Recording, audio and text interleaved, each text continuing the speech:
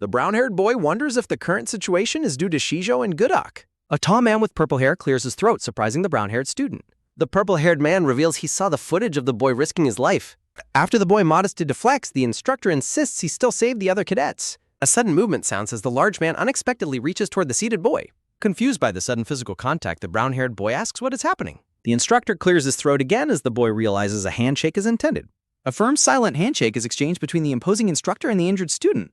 A tense silence lingers in the air as the two remain locked in the handshake. The purple-haired man tells the boy to keep striving from this point forward. He walks away, advising the boy to recover properly before the final exams begin. Alone now, the boy wonders why the instructor had a sudden change of heart. Sunlight streams through a tall window as the scene shifts to another part of the academy. A green-haired woman notes the man's expression, realizing he finally met with the student. She mocks the purple-haired man for bullying the innocent class representative instead of helping. The woman brags about cultivating the boy's talent while the man tells her to stop. The man admits the boy is strong with enormous potential but warns he is dangerous. He suspects the boy is hiding a secret while the woman scoffs at his stubbornness. Declaring the conversation over, she leaves to follow the headmaster's previous orders for them. A soft thud sounds as the purple-haired man watches the door close behind her. With a weary sigh, he drops a document filled with strange script onto the desk. He contemplates whether arsenatal will be a benefit or a poison to the realm. The man reflects on the boy's unexpected combat level and the complicated preparations ahead. He looks out the window, considering what punishment to give the rule-breaking student. A splash sounds as water fills the tub for a long-awaited bath. Relaxing in the water, the boy notes how long it has been since his last wash. He cheerfully invites his bird and snake companions to enjoy the warm bath with him. The brown-haired boy feels his fatigue melt away, finally finding a brief moment of peace. He worries about Samuel, who remains unconscious after exhausting himself as a thorn. Reflecting on the heavy sacrifices, he takes solace in their survival and his power growth. He realizes his ultimate plan is at risk of failing if things continue as they are. The boy concludes that his own growth alone is not enough to achieve his goals. He decides to strengthen Samuel, Fran, and Luna to withstand the student council's pressure.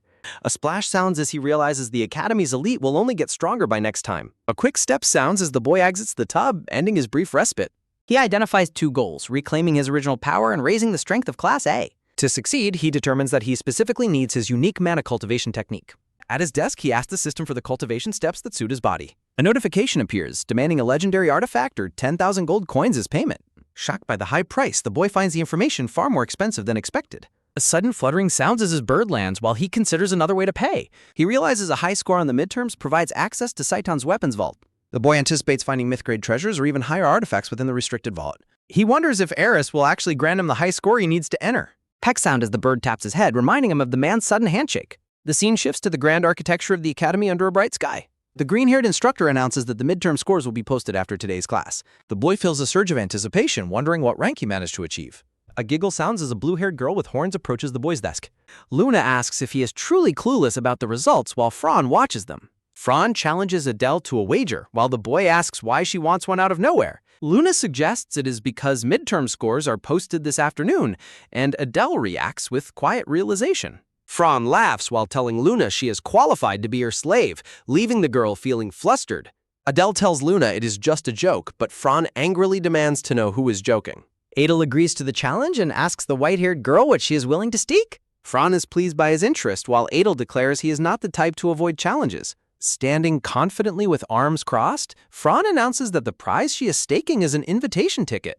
Adele asks if it is an invitation ticket, and Fran confirms it grants entry into her estate. Adele reflects on the massive size of House Barris and feels curious about where Fran lives. Fran tells him to forget it if he's uninterested, causing Adele to quickly accept the offer. Adele proposes staking his slave rights, calling the prize a one-day slave voucher for the winner.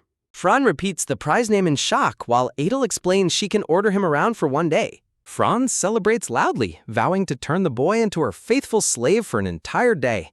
Adele thinks his victory is obvious and plans to eat well at her house before saying goodbye. Luna thinks the boy is lucky, but Fran loudly insists she will be the one who wins. Pink-haired Luna smiles brightly while asking Fran if she can invite her to the estate as well. A woman with short curly hair approaches, noting that the three students are having a fun conversation. Identifying him as the class representative, the woman asks to speak with Adele for a brief moment. The two leave the classroom and walk together along an outdoor path within the academy grounds. Adele wonders why they had to come all the way outside just to have a conversation. A close-up reveals the woman's sharp eyes as she looks back at the boy following behind her. She demands that he be honest about what he is hiding, causing the boy to break a sweat. A vibrant title card officially introduces the story of the Academy's fox-eyed villain. Ancient rifts open and chaos pours across Veira as monsters lay waste to the realm. A hero from another world arrives, greeted by a tearful princess pleading for his help. A digital screen outlines character statistics and the gathering of legendary gear for the journey. The tutorial ends as the hero steps into a new world filled with potential adventure. A heavy, tense silence falls over the two as they face each other on the outdoor path. Adele reflects on the recorded footage and wonders if he should try to deny her claims first. Adele admits he got caught trying to hide it, while the woman tells him to confess immediately. Adele admits he tossed her rations because they tasted terrible. Honesty is his only survival tactic. The woman looms menacingly, promising double rations next time as the boy desperately declines her offer. She clarifies that the food is not the reason she called him, and Adele asks why. She notes he brought a demonic beast into Satan on his own without receiving official permission. A small black snake suddenly peeks out from the front of the boy's academy uniform. She asks if this snake drove off the human cadet, and Adele says it helped him survive. She asks where he tamed the creature, but the boy looks away, hesitating to answer her. Adele realizes he cannot easily fool her like Kyle and worries she will recognize the snake's identity. Adele lies, claiming he obtained the creature from the laboratory of a human instructor. He explains the snake reacts to mana and especially like devouring his specific darkness power. A long silent stare follows as the woman scrutinizes the boy's face for any sign of deception. She finds the snake cute, but reminds him it must be recognized as a familiar by Satan. Adele notes that he will need to take a test for the creature to be accepted officially. She confirms the test is in 1 month and warns that skipping it will result in expulsion. Adele understands the situation while the woman turns to leave but pauses to mention one more thing. A small bird flies toward Adele as he asks if the bird is also allowed. A cheerful, quick chirp sounds as the bird settles comfortably on the boy's outstretched hand. She sighs but agrees it is possible since a special bird will help his student duties. She tells him she will see him in the auditorium this afternoon, and Adele confirms. Alone now, Adele feels relieved he can raise the creatures without worrying about being caught. Murmurs of excitement fill the ornate academy hall as students gather for the results. Adele wonders if his score turned out well while watching the busy, bustling crowd. Adele notices the pink-haired girl, Luna, appearing visibly anxious and fidgety in the hallway. Approaching Luna, Adele notes her worry while she admits she needs a scholarship for expenses. Adele offers his help, but Luna pridefully rejects receiving financial aid from a friend. After Adele thanks her for the infirmary care, Luna becomes flustered and quickly looks away. Adele believes Luna performed well, but his focus shifts toward a louder, more confident disturbance. Prawn laughs boisterously, her overwhelming confidence drawing confused stares from the other surrounding students. Adele asks if something good happened, and Prawn cryptically claims she is today's main character. A thought bubble suggests she has lost her mind as she laughs uncontrollably at them. Prawn reacts with shock to the insult, prompting Adele to laughingly deny he said it. Adele reveals Samuel is awake, who complains that the loud, annoying nonsense finally woke him.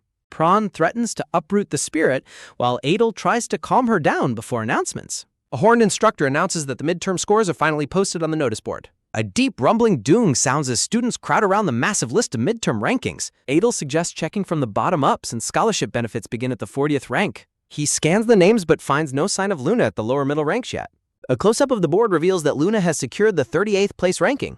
Luna squeals with delight while Otto warmly congratulates her on achieving her scholarship goal. Prawn demands to know where her name is, but Adele teases her about failing. A quick sharp poke sounds as Prawn strikes Adele, insisting they continue looking for her. Iron looks frustrated and disappointed after seeing that he has only achieved 8th place overall. Samuel notes that 7th place is quite reasonable for him given his current spirit form. Gore smirks with satisfaction after seeing his name listed comfortably in the 6th position. The black-haired girl, Renee, remains silent and stoic while looking at the final top rankings. Adele realizes that if Renee is in 5th place, his own rank must be high. Adele is completely stunned to find his own name listed in the 4th place spot. He reflects on beating Renee, admitting he did not expect to rank this high overall. The final 3 names remaining on the board are Valton, Diana, and the confident Prawn. Diana looks on with indifference after being announced as the 3rd place student in Class A. Valton is 2nd, leaving Adele wondering about the identity of the one remaining top student. A stunned silence follows as Prawn is officially revealed as the 1st place midterm reigner. Prawn mocks the speechless Adele, gloating over her victory while he stands in total disbelief. Prawn reminds him he is now her slave, leaving the boy feeling completely exasperated. Samuel screams in denial, unable to accept that Prawn has actually taken the top spot. Standing above the others, Prawn commands everyone to address her as the 1st place winner. Adele sighs as he realizes her high score is actually quite logical upon further reflection. Samuel asks for an explanation, but Adele admits he does not know the full details. Adele explains that Prawn represents a family where only the most outstanding children represent them. He concludes that she defeated hundreds of rivals to become the sole heir of her house. Prawn brags about how many students would have died without her exceptional combat buffs. Adele assumes the instructors gave her a high score for her exceptional and rare military potential. Prawn continues laughing while Samuel desperately begs for the entire reality to be a dream. A loud, booming demand for praise echoes throughout the hall as Prawn exerts her dominance. Adele kneels before Prawn, who asks if he is using his daily slave privilege already. He reflects that having her as the center of attention might actually be a benefit. Pran laughs triumphantly, fully embracing her new status as the Academy's newest top student. Narration notes that Pran will now draw all the attention of Saitan's first-year students. Voltan glows with a murderous aura, looking ready to explode with repressed and jealous rage. The title card for the fox-eyed villain appears, concluding this chapter of the Academy story. Vera endures centuries of suffering as rifts unleash chaos and monsters across the safe corners of the realm. Sages summon a hero from another world as the princess desperately pleads for him to save her world. A digital tutorial explains character statistics, loot gathering, and the importance of wielding legendary weapons. The tutorial details solo-friendly normal dungeons and high-difficulty hard dungeons requiring teamwork and preparation. Event raids and boss encounters are introduced as opportunities for heroes to earn rare loot and glory. The hero clicks the start button to begin his journey in the new adventure-filled world. The hero enters the sunlit plains of Vera, officially beginning his quest within the vast realm. Meta-narrative commentary reflects on the difficulty of the creative process despite continuing the Academy journey. Voltan watches Pran with a murderous, fiery aura, forced to restrain himself due to the surrounding crowd. Adele reflects on Valtan's aggressive personality, relieved he didn't take the top rank and invite trouble. Renee walks silently through the Academy Hall, her stoic demeanor standing out amongst the celebratory atmosphere. Renee notes that Adel placed fourth, realizing he was less powerful before the recent midterm examinations. Renee observes Adel's smiling face from a distance, wondering about his true identity and secret history. A vibrant title card officially introduces Chapter 59 of the Academy story featuring the villain. Renee looks at her hand while pondering the exact nature of the oath that Adel swore. Diana pokes Renee's cheek with a playful sound, surprising the black-haired girl during her moment of thought. Diana mentions that Renee achieved 5th place, but the silent girl offers no reaction to her. Diana laments her own 3rd-place ranking, calling it a shame as she seeks comfort from Renee. Diana squishes Renee's cheeks, insisting she must be comforted properly instead of receiving only silent stares. Voltan walks past the two girls with heavy footsteps, his presence casting a long and dark shadow. Renee gives a simple response as she watches the aggressive boy continue his path forward. Surrounded by intense flames, Voltan decides he must eventually fight Pran properly to settle their rivalry. Night falls over the Grand Academy towers, casting the architectural landscape into a deep purple glow. A heavy creak sounds as a door slowly opens, letting a sliver of light into darkness. Pran sneaks into the darkened chamber, her movements quiet as she approaches someone sleeping in a bed. Pran pauses at the bedside, looking down at the person as she considers her secret visit's purpose. A sudden movement startles Pran, causing her to bolt away from the bed with great surprise. A dirty, blood-stained bandage lies abandoned on the floor, hinting at a past injury or battle. Clear water splashes into a basin as someone begins to wash their face in the quiet bathroom. A close-up focus highlights the red tie and dark jacket of the formal Academy uniform. Pran presses her hand against the mirror, her expression growing tense as she looks at herself. Pran stares into the mirror with a grimace, confronting the darkness that resides within her own gaze. She presses a finger to her lips in a gesture for silence as a soft sound echoes. A soft sigh sounds as her finger begins to glow with an intense emerald green mana power. Swirling green shadows and a dark aura manifest around her finger, revealing a hidden, sinister energy. A monstrous reflection appears in the mirror, looming over Pran with a terrifying and wide grin. Pran stands motionless before the mirror while her demonic reflection stares back with a terrifying grin. A jagged dark dagger glows with a blue mana aura, floating silently within the dark chamber. Adel catches the dark blade with a sharp sound, holding the weapon firmly in his hand. Adel reflects on his limited power, noting he cannot use battle intent after receiving 20%. He wonders if he should ask the information paper for guidance despite the recurring financial costs. Adel lies back on his bed, realizing he needs a profound spiritual realization to advance further. He holds the dagger up toward the ceiling, pondering the nature of the realization he needs. Adel decides to focus on recovery for now, choosing to think through his situation carefully. Samuel mumbles in his sleep about Pran, his small green form peeking from Adel's Academy shirt. Adel notes the spirit's inability to accept Pran's victory while the awakened Samuel insults him. Adel eagerly looks forward to the opening of Satan's secret vault, anticipating the rewards inside. Clear bells chime across the morning sky, signaling the start of a new school day. The scene shifts to the Academy exterior as students walk together toward their scheduled classes. Adel reflects on Ares summoning the top 8 students for the secret vault opening today. Samuel suggests they head to the vault together since Class A produced 3 top scorers while Adel sighs. Samuel urges Adel to leave, expressing his disdain for a certain student while Adel notes their tardiness. Adel suggests leaving without the missing students, and Samuel quickly agrees as they begin to walk away. Pran watches from a high window as Adel and Samuel walk across the Academy's snowy grounds below. The grand architecture of Satan Academy stands tall under the clear, bright blue morning sky. Instructor Ares expresses frustration as the top students from Class A have failed to arrive on time. The messy-haired boy complains about the long wait, while Guar agrees that the group's delay is unacceptable. Guar insults the missing students, calling them a mongrel and clan slaughter, which the messy-haired boy finds amusing. Renee remains silent as an oppressive, dark aura begins to swirl around her in response to the insults. Adel makes his entrance, remarking on Gwewar's insolent behavior while the large boy looks back in confusion. Offended by the remark, Gwar shouts in anger at Adel's sudden and bold arrival at the meeting. Gwewar's anger turns to shock as he realizes that Voltan has also arrived on the academy scene. Voltan aggressively challenges Gwar to a fight, causing the large boy to stutter out a quick denial. A quick tack sounds as Voltan dismissively tells Gwar they should get along, forcing an immediate apology. Instructor Aries observes Voltan, noting his increased strength and reflecting on the academy's rising overall power levels. Adel arrives with a sudden glowing shoom sound, offering a casual apology to the instructor for his lateness. Both Diana and Renee stare in utter bewilderment at the mysterious manner of Adel's high-speed arrival. Voltan remains silent and suspicious because he was unable to detect any mana from Adel's recent movement. A tense silence falls over the group as they all look at Adel with varying degrees of suspicion. Adel senses the heavy atmosphere and wonders if the others are genuinely upset about his late arrival. His eyes glowing with rage, Gwar insults Adel for his stealthy and supposedly cowardly method of entry. Gwar continues his verbal assault, questioning if Adel's perceived lack of manners is a trait of his heritage. An ominous whoom echoes as several spheres of dark swirling energy manifest behind the unsuspecting Gwar. Adel's presence becomes terrifying as he prepares to teach Gwar a lesson in manners with a sharp kring. The official title card for the series appears, signaling a significant shift in the story's tone.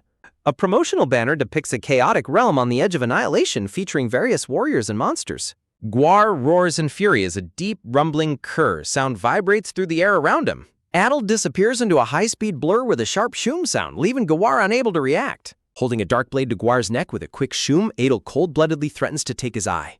A sharp snick sounds as the dark blade draws blood, leaving Gwar gasping in paralyzed terror. Instructor Aries finally steps in, sternly commanding Adel to stand down and sheathe his lethal weapon. Adel complies with a smooth shring sound, inwardly lamenting that he is once again being reprimanded by Aries. Aries turns his attention toward the trembling Gwar, who can barely manage a stutter response in fear. Aries delivers a final warning to Gwar, promising severe punishment if he initiates any more unprovoked conflicts. Gwar submissively apologizes while Adel watches the exchange with a look of mild, silent confusion. Adel reflects on the unexpected outcome, surprised that he was not the target of the instructor's anger. Aries notices Adel's gaze and questions him, prompting a quick and nervous denial from the reddish-brown-haired boy. Looking closely at Adel, Aries wonders if the boy is unwell, receiving only a silent stare in return. Aries dismisses any further talk, ordering all the students to take their places and stand in formation. Addressing the entire group, Aries reminds them that their true enemies are humans, not their fellow comrades. Aries warns that those who lack the spirit of camaraderie do not deserve the rewards found within. Aries notes that one person is missing and asks Adel if he knows why Pran is currently late. Adel explains that they waited as long as possible, but he is equally unsure of Pran's whereabouts. Aries complains about the trouble caused by Class A, and Adel agrees that Pran is a troublesome person. A sharp ugh sounds as Aries retorts that Adel has no right to judge, leaving the boy speechless. Pran finally makes her grand entrance with a cheerful laugh, asking the surprised instructor if she is late. Striking a confident pose with a sharp clack, Pran arrogantly commends the group for their patience in waiting. Pran walks toward the group with high spirits, claiming she had a very specific reason for her arrival. Pran laughs while claiming that main characters always arrive late, prompting Eris to order her into the formation. Valton watches Pran's arrival with a cold and intense gaze as a soft whish sounds from her movement. Adel watches Valton closely, noting that the hot-headed boy's restraint finally broke upon seeing Pran. Valtan approaches the silver-haired girl with a question, wondering if they have crossed paths before today. Pran dismisses Valtan entirely, but he insists they met during the events preceding the academy midterms.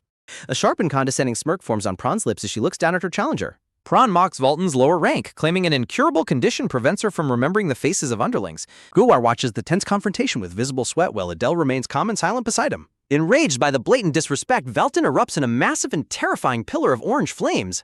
Samuel observes the situation from Adel's hand, noting that Pran is intentionally provoking the fiery Valtan. Still wreathed in intense heat, Valton aggressively challenges Pran to a fight to cure her memory. Pran remains unimpressed, questioning why she should ever waste her time listening to a lower-ranked student. Valtan argues that those at the top must defend their position against any challengers from below. Samuel advises Adel to prepare for battle while the boy wonders about the sudden morning chaos. Watching from the sidelines, Instructor Aries remains silent despite his usual policy against cadets fighting each other. Pran finds Valtan's reasoning difficult to understand as she continues to maintain her haughty and arrogant stance. Pran mockingly suggests that if Valtan truly wants a challenge, he should aim for the academy headmaster.